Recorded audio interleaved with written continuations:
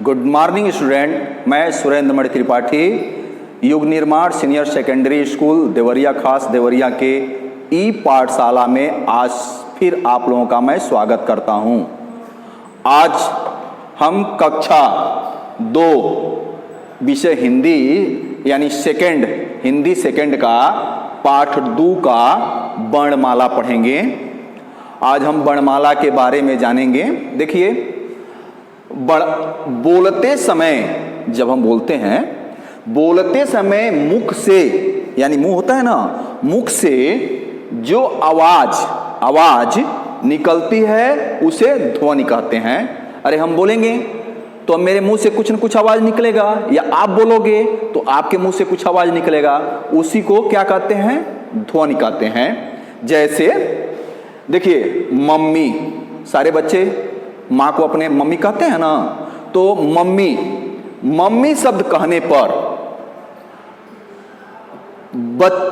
बच्ची या बच्चों कर लीजिए, उसमें कोई बात नहीं है, बच्चों के मुख से, मम्मी शब्द बोलते समय बच्चों के मुख से निम्नलिखित ध्वनियां निकलती हैं। जैसे वो ध्वनि क्या है? जैसे म, अ, म, ई, यानी यह ध्वनि मिलकर के मम्मी हुआ। और इस ध्वनि में 5 ध्वनियां मिलकर 5 ध्वनि हैं, और यह 5 ध्वनियां मिलकर के मम्मी शब्द बना हुआ है। देखिए, प्रत्येक ध्वनि को लिखने के लिए जो चिन्ह निर्धारित किए गए हैं उन्हें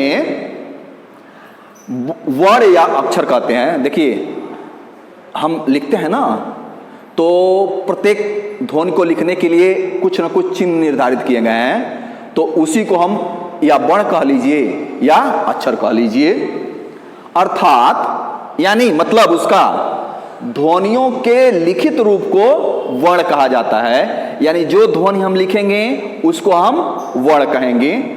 वर्ण भाषा की सबसे छोटी इकाई होती है। वर्ण जो है भाषा की सबसे छोटी इकाई होती है। अब आइए वर्ण की परिभाषा। वर्ण की परिभाषा क्या होती है? वर्ण उस मूल ध्वनि को कहते हैं जिसके और खंड नहीं किए जा सकते। खंड माने होता है टुकड़ा, विभाजित, उसको हम नहीं कर सकते हैं, वही ध्वनि होता है। अब आइए वर्णमाला। वर्णमाला देखिए, हिंदी भाषा के सभी वर्णों को क्रमबद्ध समूह को वर्णमाला कहते हैं। हिंदी भाषा का जितना भी शब्द है उसको हम एक लाइन से एक क्रमबद्ध तरीका से लिखेंगे, उसी को क्या कहेंगे? उसी को हम वर्णमाला कहेंगे। देखिए, वर्णमाला के भेद, वर्ण 3 प्रकार के होते हैं। इसके भेद क्या है? मतलब यह 3 प्रकार के होते हैं। पहला स्वर होता है, उसके बाद अयोगवाह होता है, और फिर उसके बाद क्या होता है? व्यंजन। अब आइए, अब इन तीनों का हम डिफिनेशन पढ़ेंगे। जैसे मान लीजिए स्वर, हिंदी में 11 स्वर होते हैं।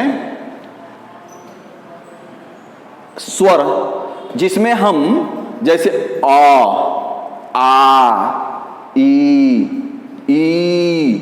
ऊ, री, ए, ओ, औ, ये हैं आपका स्वर। ये कितने होते हैं? 11 होते हैं। ध्यान दीजिएगा, स्वर 11 ही होते हैं। अब आइए अयोगवाह। दूसरा पॉइंट था हमारा अयोगवाह। हिंदी में 3 अयोगवाह होते हैं। ध्यान दीजिए, हिंदी में 3 अयोगवाह होते हैं। जैसे अनुस्वार, ऊपर कोई भी चीज लिखते हैं, बिंदी देते हैं, जैसे अपर अंक मंत्रा देना है तो यह क्या हो जाएगा? अनुस्वार हो जाएगा। फिर अनुनासिक, जैसे बगल में 2 बिंदी देते हैं, जैसे अह, यह अनुनासिक हो गया। फिर उसके बाद आइए विसर्ग होता है। जब कोई चीज लिखते हैं ऊपर चंद्र बिंदु देते हैं, वह क्या होता है? विसर्ग होता है। अयोगवाह, अभी हम लोग अयोगवाह पढ़ें। अब अयोगवाह के बाद आप आ जाइए व्यंजन में। देखिए, हिंदी में 33 यानी 33, इंग्लिश में 33 बोलते हैं ना, यानी 33 व्यंजन होते हैं। जैसे मान लीजिए आप उसको पढ़ेंगे क, ख, ग, घ, अंग, च, छ, ज, झ, इय, ट, ठ, ड, ढ, अण, त, थ, द, ध, न, प, फ, ब, भ, म, य, र, ल, व, श, ख, श, ह।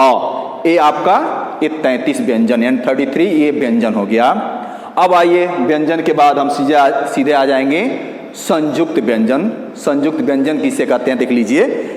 देखिए ये व्यंजन, संयुक्त व्यंजन जो है, ये व्यंजन दो व्यंजनों के मेल यानी मिलने से बनते हैं। जब दो व्यंजन आपस में मिल जाते हैं तो वह संयुक्त व्यंजन होते हैं, इसीलिए इन्हें संयुक्त व्यंजन कहते हैं। जैसे अब देखिए क, ख मिलके छ हो गया, जिससे हमारा वाक्य बनेगा क्षत्रिय क्षमा बन जाएगा।